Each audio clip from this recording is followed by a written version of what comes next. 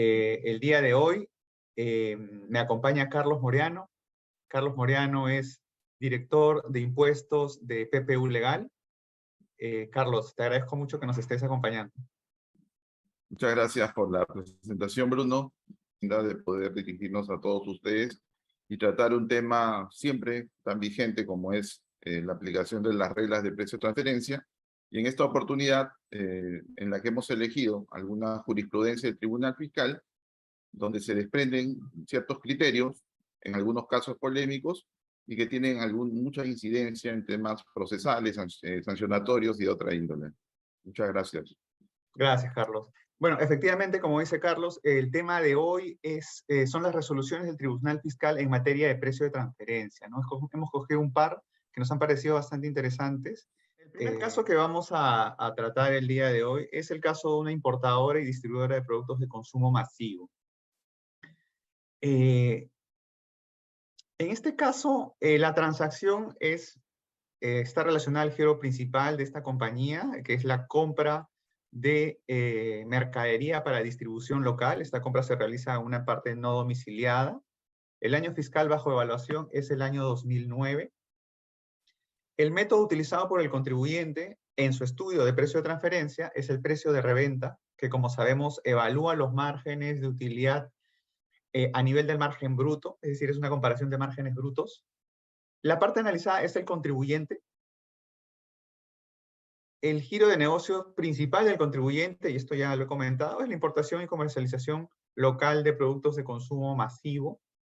Y esto es un dato muy relevante para entender el caso, es que el resultado financiero de la compañía a nivel bruto es positivo, tiene utilidad bruta, pero a nivel operativo, es decir, una vez descontados los gastos administrativos y gastos de ventas, el contribuyente en dicho ejercicio fiscal pues tenía una pérdida, ¿no? Una pérdida a nivel operativo. Sin embargo, en el estudio de precios, como se evaluaba a nivel de margen bruto, el PLI o el indicador de rentabilidad se encontraba dentro del rango. El cuestionamiento de SUNAT fue que no se había elegido el método de precio de transferencia más idóneo.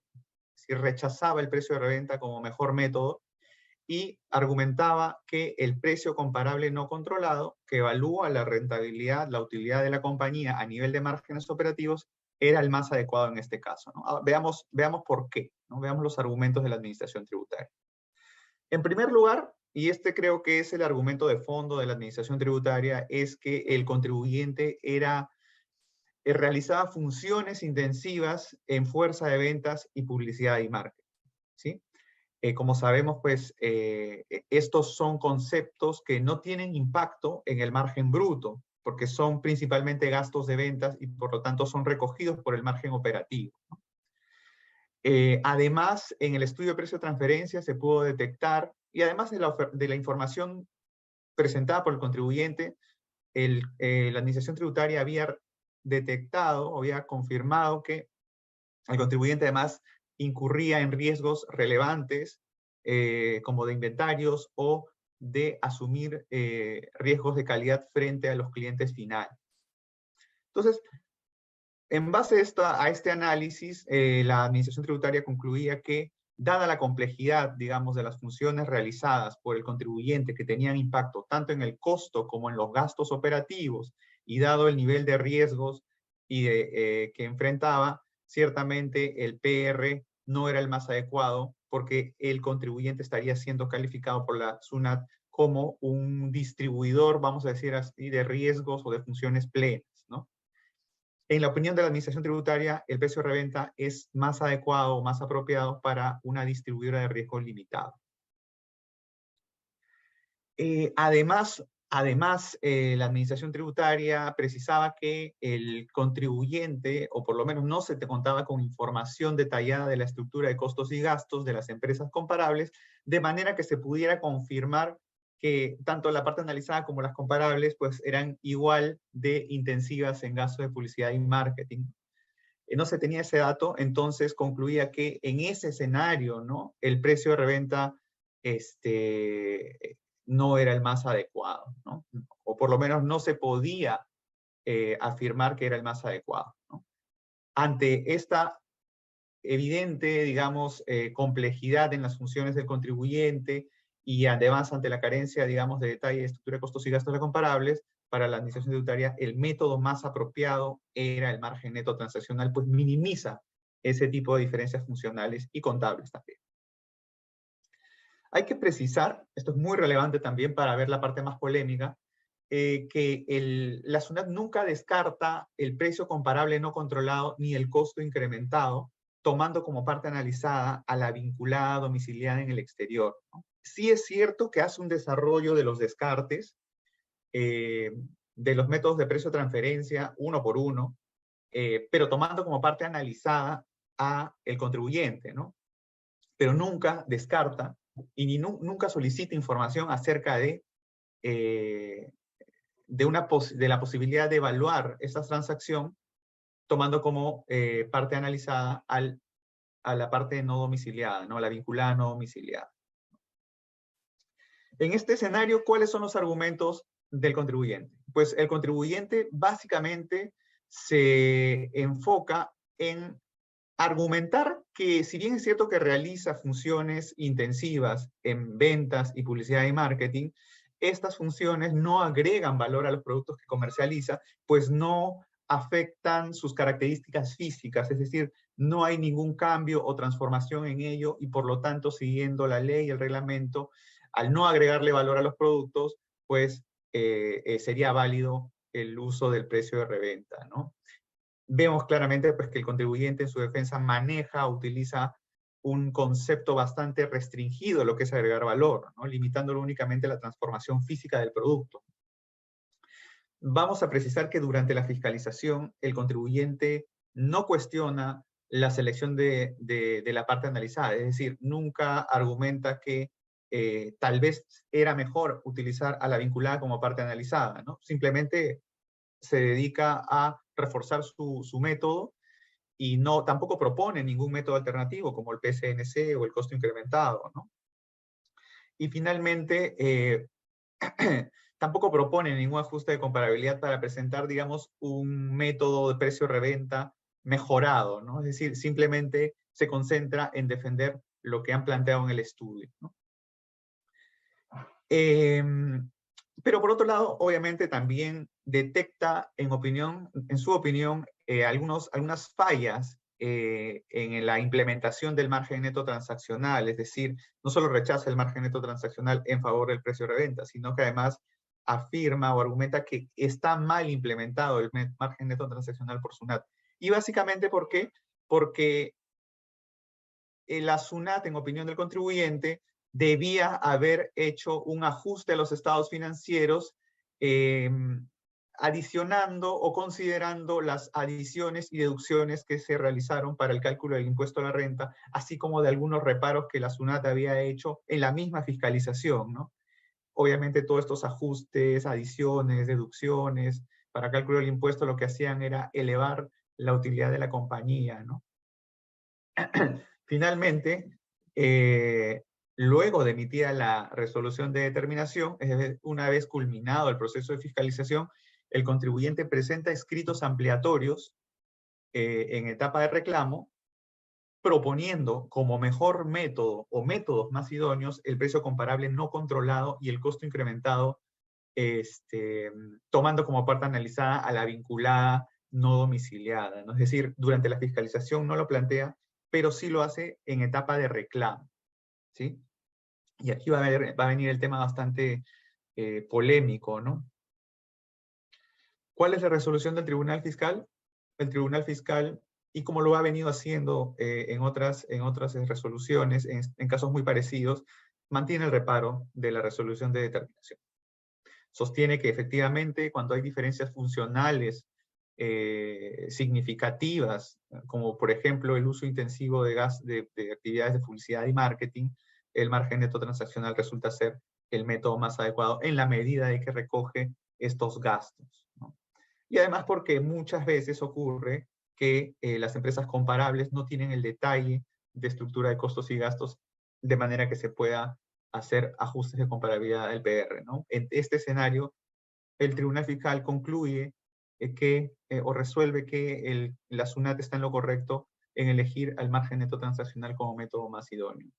Sobre el cuestionamiento de los estados financieros utilizados por la SUNAT, pues el Tribunal Fiscal concluye de que en la medida que sean utilizados los estados financieros que están acordes con las normas internacionales de información financiera, ¿no? Es decir, las normas contables, el cálculo del ratio de rentabilidad está siendo correcto, ¿sí? Y que en ese escenario no se debe hacer ningún ajuste a los estados financieros en base a aspectos para el cálculo del impuesto a la renta, ¿no? Adiciones, deducciones, reparos.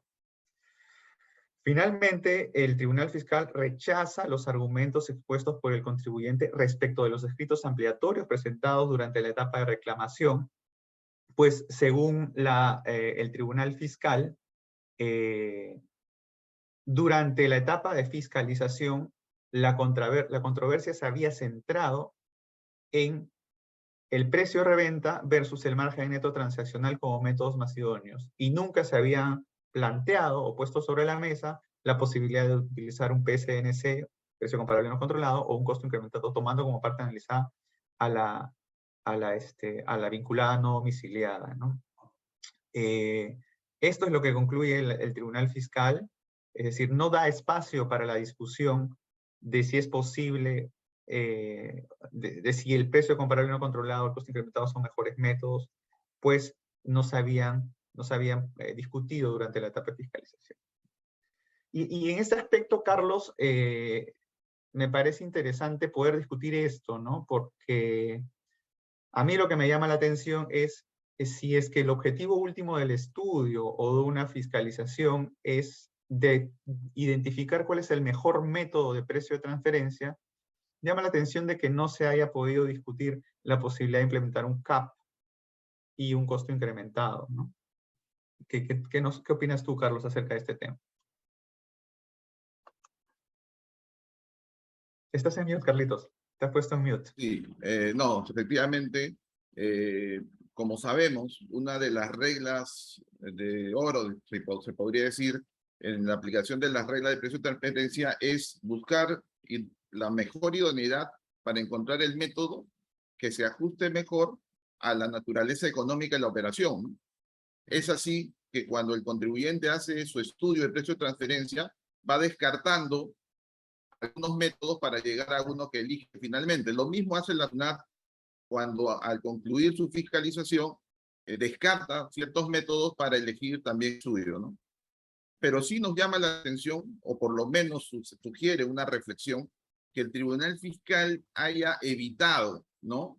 El análisis de los métodos que esta vez incorpora el contribuyente en vía de reclamo, que aun cuando no fueron materia de la discusión en la fiscalización, sí resulta importante que esa rigurosidad para establecer la idoneidad del mejor método perdure en la etapa también de reclamación. Entonces, sí llama la atención que el Tribunal Fiscal, sabiendo de que es un órgano resolutor, ¿no?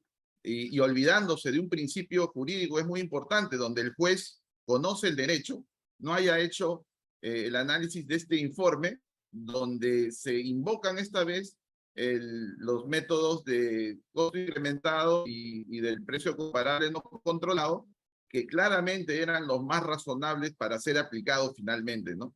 Entonces, eso es lo que nos llama la atención, y que aun cuando en la vía judicial se pueda invocar estos argumentos, porque ya el tribunal ha señalado que se tiene que descartar cualquier invocación de un método distinto a los discutidos en la fiscalización, creemos de que lo más sugerente finalmente es que en la vía de fiscalización sea la etapa donde el contribuyente tenga que hacer el análisis de incorporar métodos distintos a los elegidos en su estudio, rectificar la declaración informativa, como por ejemplo del reporte local, y formular también la modificación de su declaración del impuesto a la renta, ¿no?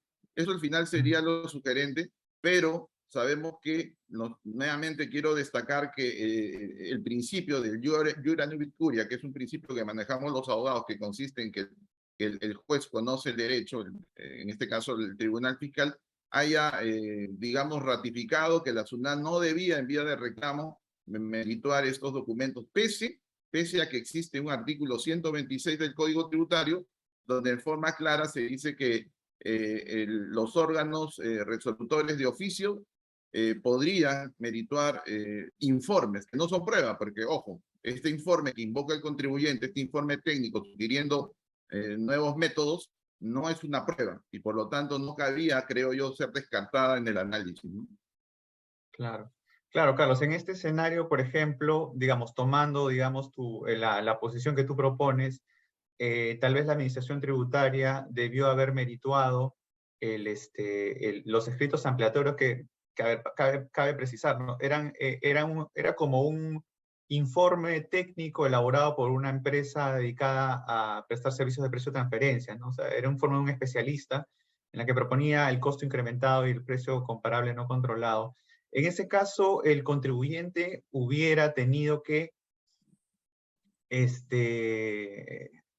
pagar una multa y presentar documentación sustentatoria para poder permitir a la administración tributaria hacer una mejor evaluación de esos escritos, ¿no es así?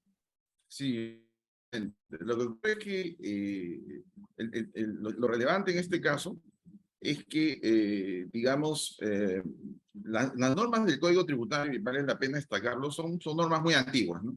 Entonces no están, digamos, desarrolladas para tomar instituciones nuevas como la de reglas de precio de transferencia, que tiene una regla muy importante, que es a la que me he referido, la idoneidad rigurosa de escoger un método que recoja mejor la naturaleza económica. Eso no está contemplado, por ejemplo, en el Código Tributario. El Código Tributario, cuando se incorpora la regla de precio de transferencia, ha incorporado algunos aspectos, especialmente ciertos tipos infractores, pero creo que se ha quedado corto y ha pensado de que los reparos por precio de transferencia son reparos convencionales. Y eso no es así. Entonces creo yo de que es una llamada de atención tal vez al legislador para que en el futuro puede incorporar alguna normativa procesal respecto a precios de transferencia, de tal suerte que no se menoscabe el derecho del contribuyente y fundamentalmente no se vulnere la idoneidad del mejor método aplicado, ¿no? Porque en este caso, esa rigurosidad que exige las normas de precio de transferencia para invocar el mejor método, también supone el análisis de establecer cuál es la parte analizada. Y en la fiscalización, la administración eligió como parte analizada al contribuyente y no al proveedor, como finalmente era lo más razonable.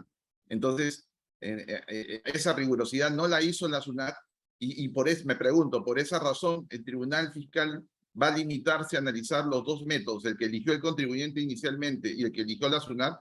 Creo que no. Me parece que en ese aspecto el tribunal incurrió en un error. Ok, ok.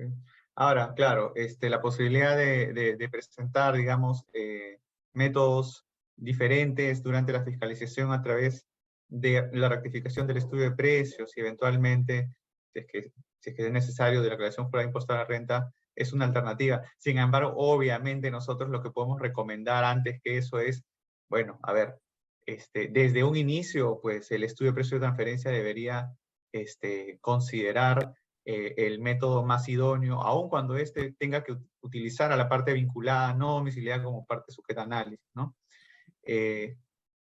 Obviamente, ¿no? Mejor desde un inicio, desde el reporte local o estudio de precio de transferencia, es lo mejor, ¿no? Sí, es lo mejor, pero también tomemos en cuenta que las fiscalizaciones sobre precio de transferencia no tienen mucha trayectoria, ¿no? Entonces, de repente, claro, es lo más sugerente, como tú bien dices, ¿no? Darse cuenta en la fiscalización y no en una etapa contenciosa por este criterio del Tribunal Fiscal. Claro, sería finalmente lo más apropiado estratégicamente. De acuerdo, Carlos. Carlos, respecto a las infracciones, porque ese es un tema que, así como es recurrente por parte del Tribunal Fiscal, dar la razón a la administración tributaria respecto de la idoneidad del método de margen neto transaccional como mejor método en el caso de empresas distribuidoras que realizan funciones complejas, también es recurrente que considere válido la multa de 50% sobre el tributo emitido por ajustes de precio de transferencia, ¿no? Yo te quería preguntar si es que te parece que esto es razonable, ¿no?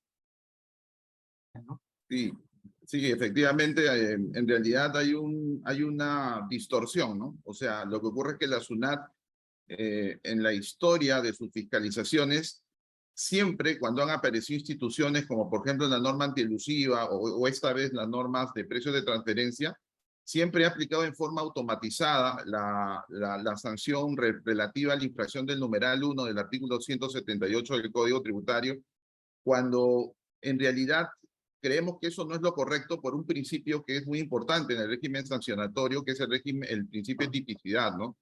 Este numeral 1 del artículo 178 del Código, lo que sanciona es el incumplimiento del deber de determinar, pero en ningún caso considera en la conducta a una regla de valoración, a un ajuste de valoración. Habla de ingresos, habla de gastos, habla de cifras o datos falsos, también de circunstancias omitidas, pero en realidad en ningún momento hace alusión a un ajuste de valor.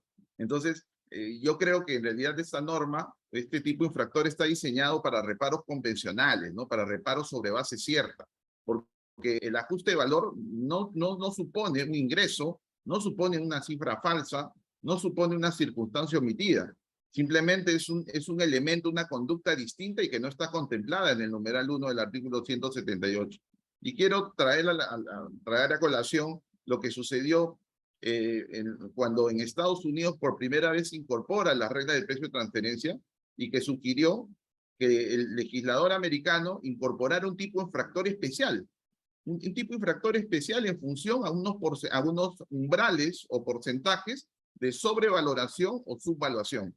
Y con una sanción mucho más proporcionada, mucho más razonable. En el caso peruano eso no ha ocurrido en este tipo de infractor, porque si bien es cierto, el legislador ha incorporado tipos infractores especiales para precio de transferencia, lo ha hecho para pedidos de información que sustentan las declaraciones informativas, ¿no?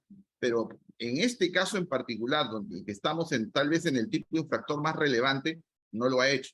Y creo que ahí hay un inconveniente, y quiero un poco hacer la comparación en el caso de la norma antielusiva, donde el legislador hizo el esfuerzo de, digamos, modificar el código y incorporar un tipo infractor supuestamente especial para las reglas para el caso de la norma antielusiva. En este caso es sugerente igualmente, ¿no? Entonces creo que el legislador también debe incorporar un tipo infractor especial. Claro, claro. De hecho, muchas veces he escuchado a algunos especialistas comentar que de cierta manera, los precios de transferencia es una forma digamos, de norma antielusiva específica, ¿no? Digamos, y en esa medida, pues, claro, uno esperaría que tenga un tipo de infractor también específico, ¿no? Y Carlos, sobre el ajuste secundario, el 4% del dividendo presunto. En este caso, vemos que de forma recurrente también el Tribunal Fiscal, digamos, resuelve en favor bueno, contrariamente, en este caso a favor del contribuyente, en la medida que concluye de que no es aplicable este ajuste secundario, en la medida de que la Administración Tributaria no ha desarrollado bien sus argumentos y por lo tanto no ha explicado por qué sería de su aplicación, ¿no? Sin embargo, no entra, digamos, a los argumentos de fondo. Sí, sí, efectivamente. En realidad es cierto de que cuando se aplica el dividendo presunto como consecuencia de los reparos por precio de transferencia, el tribunal está dando la razón a los contribuyentes sobre la base de un tema probatorio, ¿no? Como sabemos, se aplica el dividendo presunto cuando hay una disposición indirecta de renta para favorecer al propietario, ¿no? Y el tribunal lo que siempre sostiene es de que la SUNAT nunca acredita. Pero creo que el argumento está más allá de ese tema probatorio. Creo que el razonamiento correcto es conceptual. Y esto es importante porque es algo que tú ya habías comentado, que en realidad, como sucede en las ficciones legales, como es el dividendo presunto, no puede partir de un hecho, digamos, que no existe, como es una regla de valoración. La regla de valoración del precio de transferencia, rango intercuartil, no ha sido pactado por las partes. El ajuste de valor no ha sido pactado por las partes. Es un método que lo que busca es llegar a aplicar el principio de libre concurrencia, un valor entre partes independientes de mercado. Entonces hay un error conceptual ahí. Creemos que ese argumento que estamos soslayando en estos momentos es el que debe ser sobre la base de la aplicación de reglas de precio de transferencia, porque es un imposible jurídico, ¿no? Y desde ese punto de vista creemos que en el Poder Judicial tampoco la SUNAT debería tener amparo para desvirtuar la aplicación, o sea, para ratificar que no se debe aplicar este ajuste secundario, ¿no? De acuerdo, Carlos. Muchas gracias. ¿Te parece si pasamos al siguiente caso, entonces? Bueno, este siguiente caso, como les había estado comentando ya hace unos minutos, pues es muy parecido al anterior en cuanto a selección del método. Es por eso que vamos a tratar de pasar rápidamente, digamos, los argumentos del Tribunal Fiscal digamos, en favor del margen neto transaccional como mejor método, porque son básicamente los mismos que presentó en la resolución anterior. Muy brevemente, ¿no? Les voy a describir el caso, que es igualmente un caso de una importadora y distribuidora local de productos farmacéuticos en este caso. Obviamente la importación es de una vinculada no domiciliada, año fiscal 2019, precio de reventa es el método elegido por el contribuyente y al igual que en el caso anterior, a nivel de márgenes brutos el contribuyente tiene utilidad, pero a nivel operativo lo que presenta es una pérdida, ¿no? Obviamente el análisis, el estudio de precio de transferencia muestra que se cumple con la regla de valor de mercado, pues el margen bruto sí se encuentra dentro del rango de intercuartil de precio de transferencia, pero al igual que en el caso anterior, SUNAT rechaza este método y es básicamente por las diferencias funcionales y de riesgos de esta entidad, ¿no? Básicamente una entidad intensiva en publicidad y marketing y fuerza de ventas, y además por la carencia de detalle en la estructura de costos de las partes vinculadas, de tal manera que se pudieran confirmar la comparabilidad de márgenes, a nivel de márgenes brutos, o hacer ajustes necesarios para hacerlo más confiable, ¿no? Al igual que en el caso anterior, el Tribunal Fiscal falla, digamos, o cierra la resolución a favor de la SUNAT y mantiene el reparo, pero lo que quiero analizar en esta presentación es el tema de los ajustes de comparabilidad.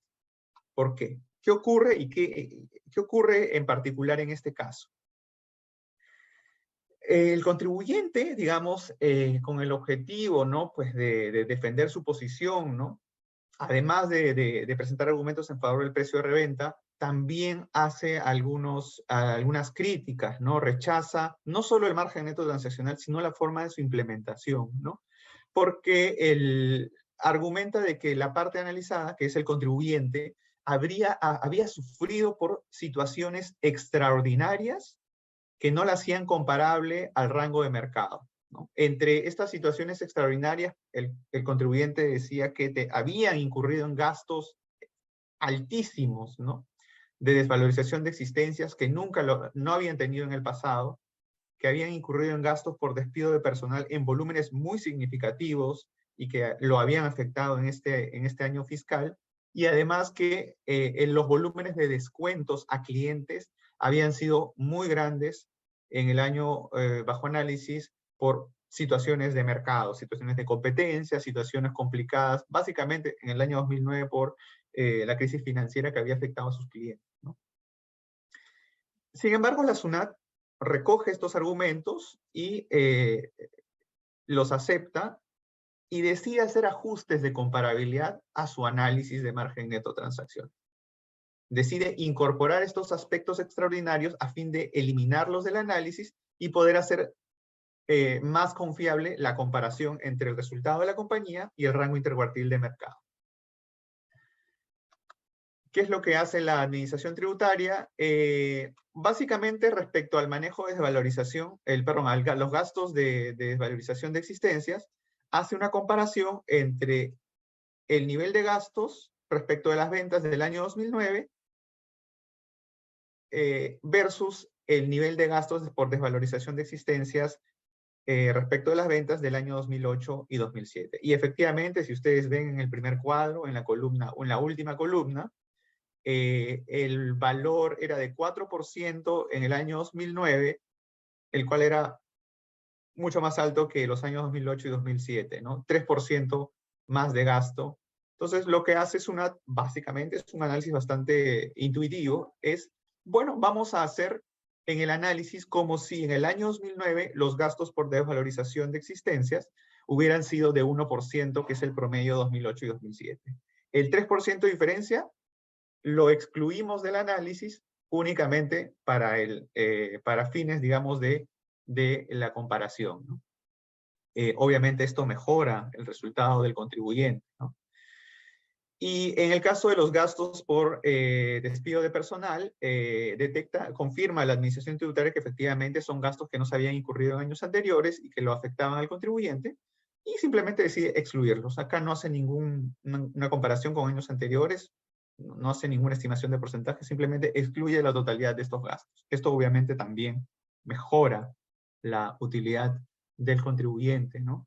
Y finalmente, respecto de los descuentos otorgados a sus clientes, lo que hace es hacer una comparación de la evolución, un análisis de la evolución mensual de los gastos, de las notas de crédito respecto del valor de las ventas, de las facturas, de la facturación básicamente, de los años 2008 y 2009. Si ustedes ven estos dos cuadros de abajo, la SUNAT revisa la evolución de estos descuentos respecto de las ventas o respecto de las facturas, y detecta o verifica que hay un incremento gradual, ¿no? Durante enero a diciembre del 2008 y durante enero a agosto del 2009, ¿no?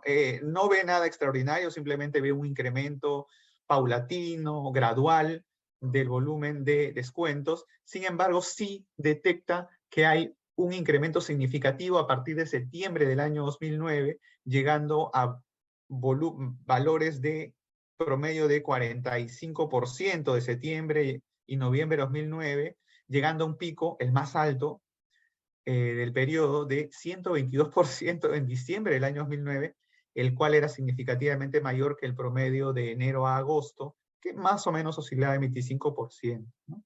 Entonces, la administración tributaria lo que hace es, ok, tomemos como periodo normal de volumen de descuento enero 2009 a agosto 2009 y hagamos una simulación. Hagamos como si los volúmenes de descuento de los periodos, de los meses septiembre, octubre, noviembre, diciembre, hubieran sido como el promedio del periodo enero a agosto, 25%. La diferencia se quita, se elimina solo para fines del análisis de precio de transferencia.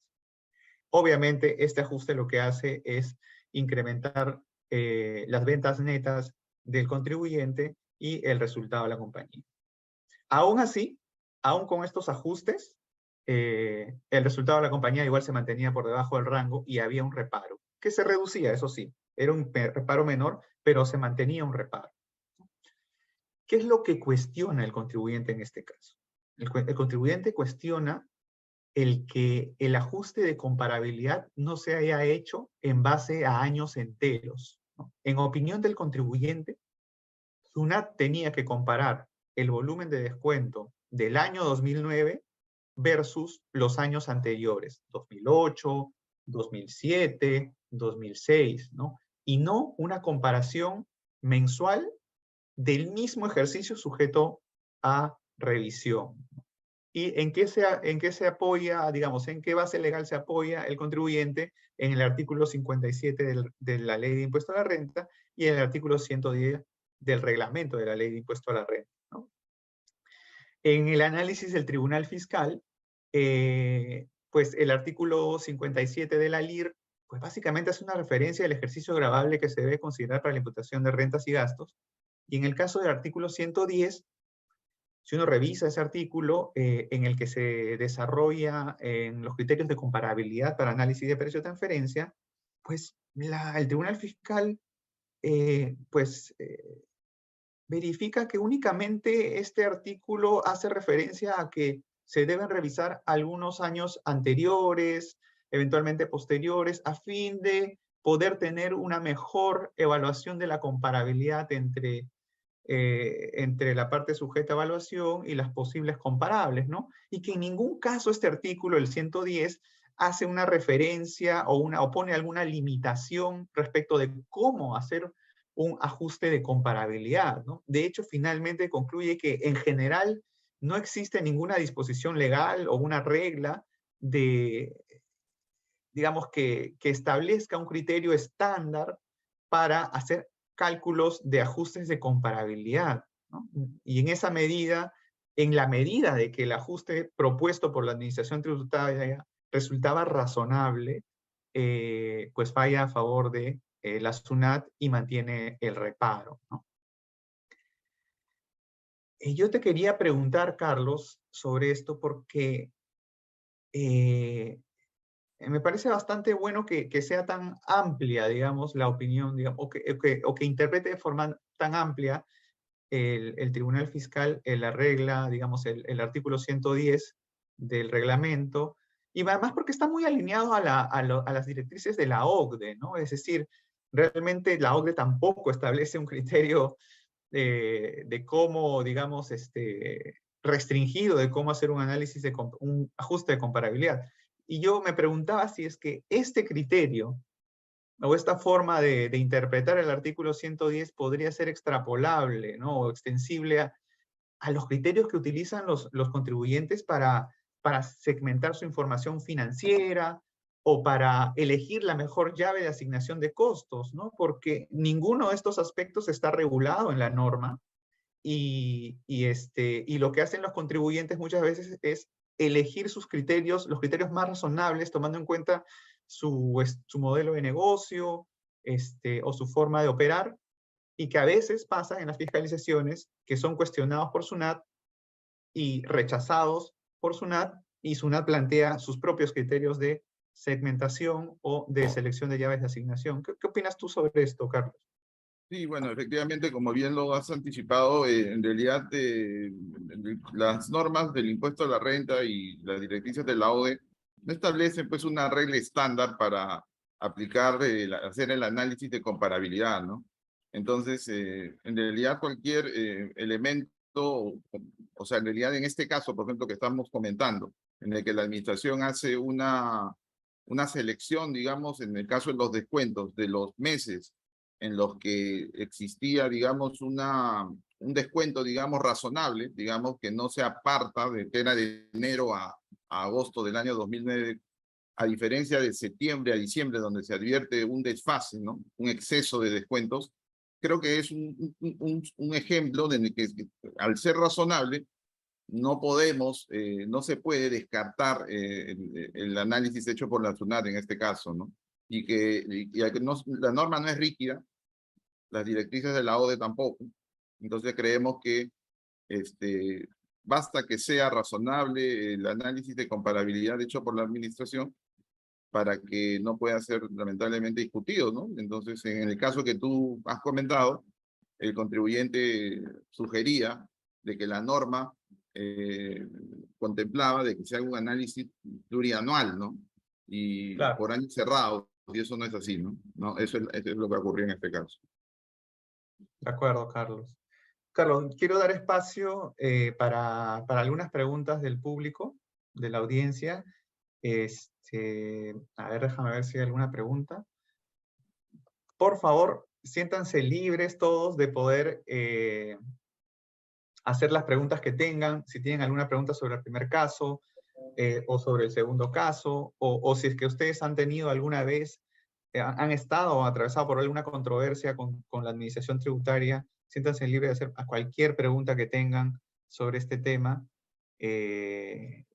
Carlos y yo estamos gustosos de poder absolver cualquier duda que puedan tener. A ver, un segundo. Bueno, todavía no hay preguntas, Carlitos, aunque creo que hay una por ahí. A ver. Nos piden el número de las RTFs expuestas.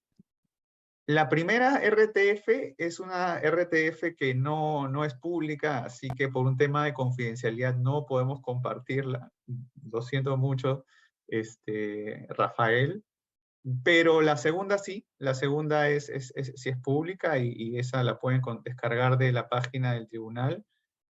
En un segundo yo les voy a pasar a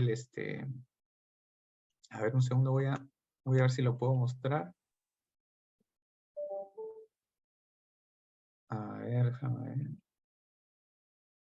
No, no está. Yo voy a enviar la información. Creo que tenemos los datos de ustedes. Vamos a enviarles esta información de la RTF. Ahorita no la tengo a la mano. A ver, Carlitos, acá hay otra pregunta. Dice, los préstamos a favor de accionistas. Préstamos a favor de accionistas, ¿se tiene que considerar como dividendo o los medimos a un interés de valor de mercado?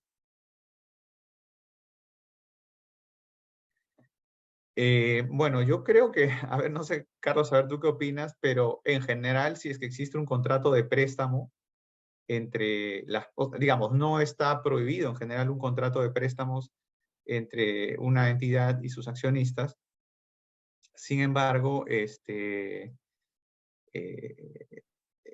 la medida, digamos, habría que ver, digamos, cuál es los motivos que están detrás, digamos, de esta transacción a fin de evaluar los riesgos de que podrían haber de que la administración tributaria en una fiscalización pueda considerar de que estos préstamos puedan ser considerados como pago de dividendos, ¿no? Caso muy típico, Carlos, cuando el préstamo nunca acaba, ¿no? Se renueva y se renueva y se renueva y se renueva. Claro, sí, Y no sobre eso, tiene fin, sí, ¿no? sí, claro, bueno, sobre eso ha habido además ya abundante jurisprudencia del Tribunal Fiscal, ¿no? Que ha un poco negado esa posibilidad para deducir gastos financieros, ¿no? Porque parte de, de una presunción legal que siempre tiene que partir de un hecho cierto, ¿no? Y este hecho cierto es inexistente en el caso de una ficción legal, en el caso de una presunción legal o en el caso de una regla de valoración, ¿no? Ese punto es muy importante que se tome nota porque en las demandas que está formulando la SUNAT, los contribuyentes tal vez están quedando con el argumento del propio tribunal, ¿no? Cuando creemos que el argumento correcto es este que acabamos de comentar con Bruno. Un poco para cerrar la pregunta de un asistente, si es un préstamo, accionista debería tener un contrato y este contrato debería establecer claramente cuáles son las obligaciones de las partes, contrato típico de préstamo, y ciertamente la tasa de interés que se acuerde en ese contrato tiene que estar en cumplimiento con las reglas de valor de mercado, ¿no? Es decir, esa tasa de interés debería responder a un estudio de precio de transferencia, ¿no? Y ciertamente cumplir con las partes. Tiene que haber un cronograma explícito y las partes tienen que cubrir parte del capital y los intereses, ¿no? El deudor, ¿no? Si no, si es que eso no ocurre, existe mayor riesgo de que la administración tributaria lo pueda entender como pago de dividendos, ¿no? A ver, tenemos otro. Silvana Saavedra dice, en cuanto a servicios intragrupos, ¿cuál ha sido su posición en cuanto a los resultados por tribunal fiscal en casos distintos?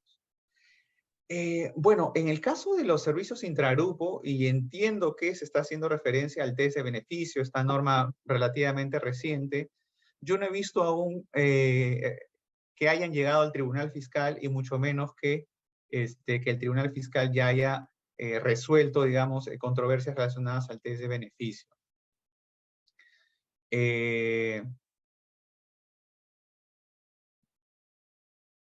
No sé si tal vez nos puedes especificar cuál es tu duda, porque es bastante general la pregunta, pero todavía el tribunal fiscal no ha resuelto nada acerca de controversias acerca de fiscalizaciones sobre test de beneficio, ¿no? Sí, sí, porque las fiscalizaciones son recientes. Seguramente en los próximos meses el tribunal va a empezar ya a resolver o de llegar las apelaciones al tribunal fiscal. Pero en el caso del test de beneficio también existe la misma razonabilidad que comentaste, Bruno, en la parte de la segunda jurisprudencia en particular, ¿no? Porque existen, por ejemplo, cuando estamos hablando de las llaves de asignación, estamos hablando de los coeficientes indirectos donde la OCDE desarrolla ciertos coeficientes que entendemos son razonables cada uno de ellos. Entonces, a veces la SUNAT lo que está haciendo es pidiendo la razonabilidad de aplicar uno de esos coeficientes de distribución de los costos. Y bueno, si bien es cierto lo pide y uno tiene que cumplir, en realidad creo que cada uno de ellos son razonables y vienen de la experiencia que tienen los países de la OCDE y en particular necesariamente, ¿no? Entonces, es un tema también que es muy relevante en el sentido de que no existe una norma rígida necesariamente en el caso de las reglas de precio de transferencia, ¿no? Sí, sí. Wilmer Hurtado pregunta, de acuerdo a lo expuesto, ¿es necesario un sanity check al método aplicado? Bueno, yo creo que en general uno tiene que trabajar junto con su asesor de precio de transferencia a fin de, en conjunto con ellos, determinar cuál es el mejor método, ¿no? Uno siempre tiene la expectativa de que el método que sale en su estudio es el mejor método, ¿no? Sin embargo, ya estamos viendo de que muchas veces los criterios que puede tener el contribuyente o inclusive el asesor de precio de transferencia, ¿no?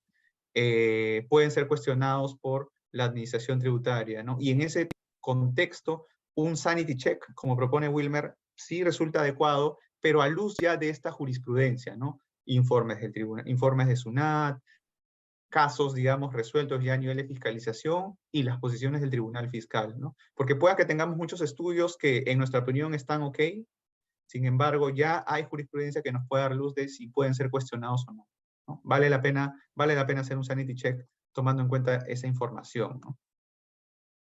Luego, hay otra consulta. ¿Han observado controversias que hayan sido resueltas por el Tribunal Fiscal considerando las directrices de la OSD? Carlitos, ¿quieres responder este comentario o pregunta? Sí, sí he visto por lo menos un par que sí invocan las directrices de la OCDE porque, como sabemos, hay una remisión expresa de la ley del impuesto a la renta también. Entonces, sí las ha aplicado. Recuerdo dos de ellas donde el Tribunal Fiscal sí aplicó y creo que hizo bien en hacerlo, ¿no? Porque hay una remisión legal de la propia ley y su reglamento, ¿no? A esas directrices. Sí. En general lo que estamos viendo en las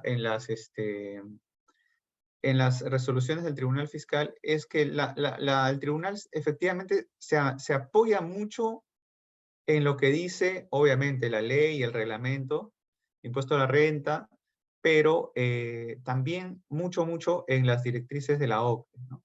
Realmente, y cita a la OCDE, ¿no? Cita a la OCDE muchas veces en resoluciones, y entonces sí, yo creo que en ese caso sí está bastante alineado a la OSD, ¿no?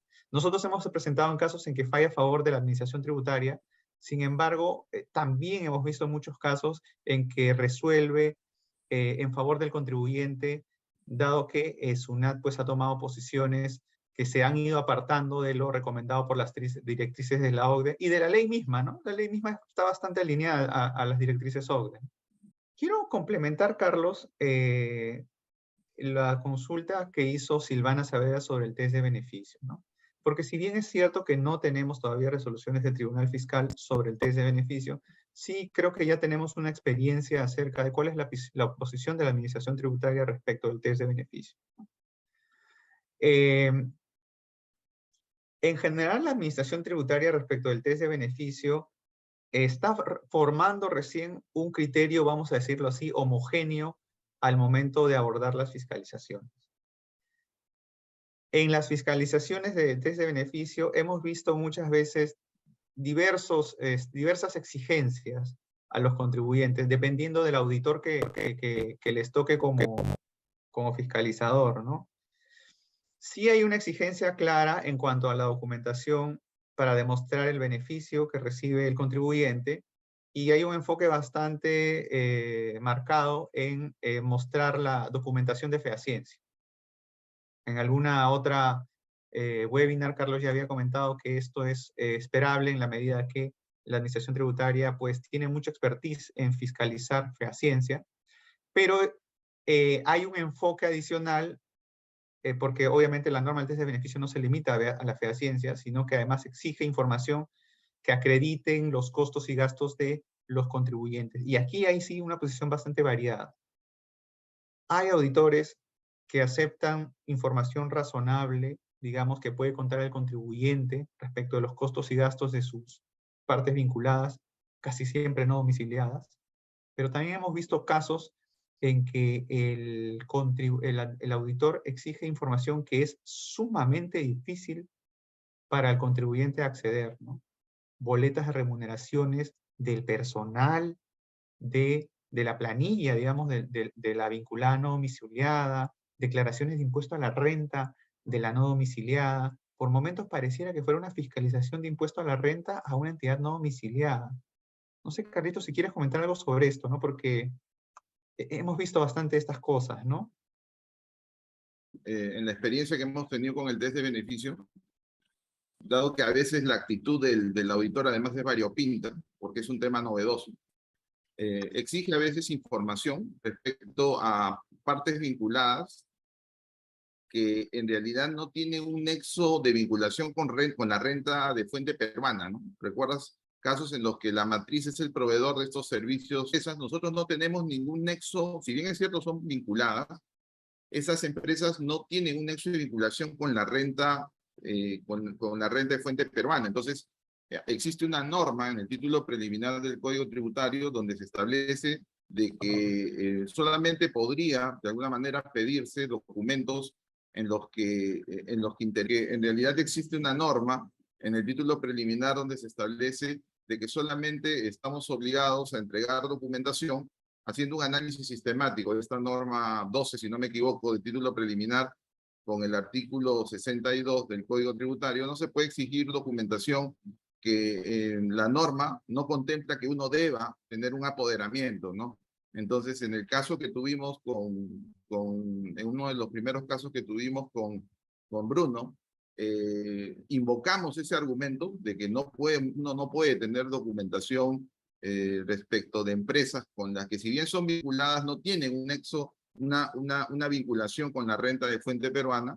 Entonces, en ese caso, el auditor, por ejemplo, retrocedió y ya no nos pidió esa documentación porque era completamente desproporcionada. Distinto era el caso de la matriz, que sí nos entregaba, sí nos prestaba pues los servicios objeto de análisis por el test de beneficio, pero no podría pedirnos documentación respecto a las otras subsidiarias a las que también le prestaba estos servicios de bajo valor añadido, ¿no?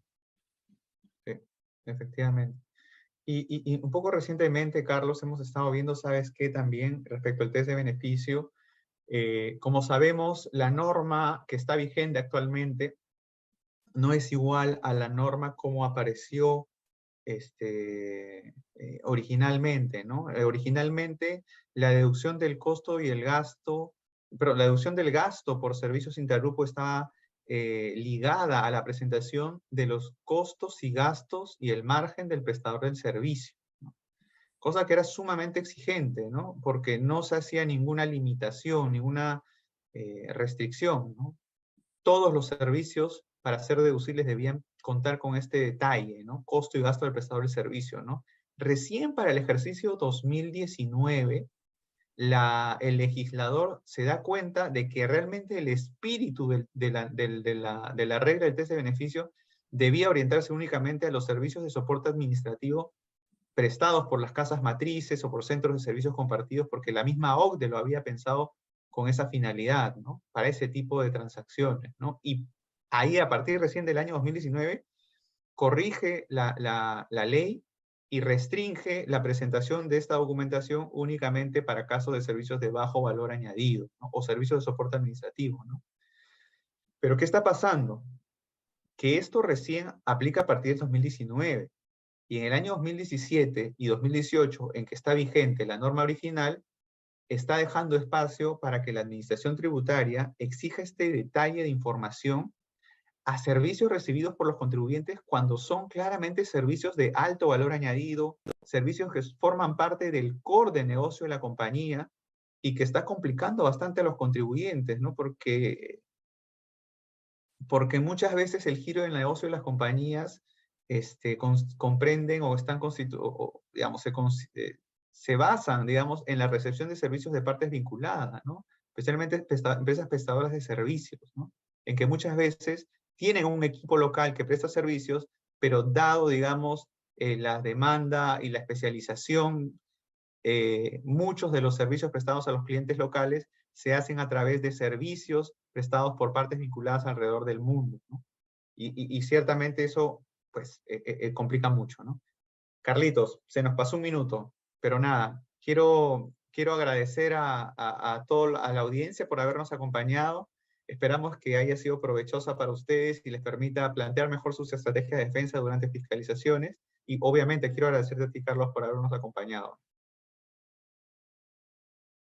Bueno, reiterar mi agradecimiento a Base Firma y al Estudio PPU Legal, y también a los participantes por haber departido un tema tan importante como es este y que sigue dando que hablar.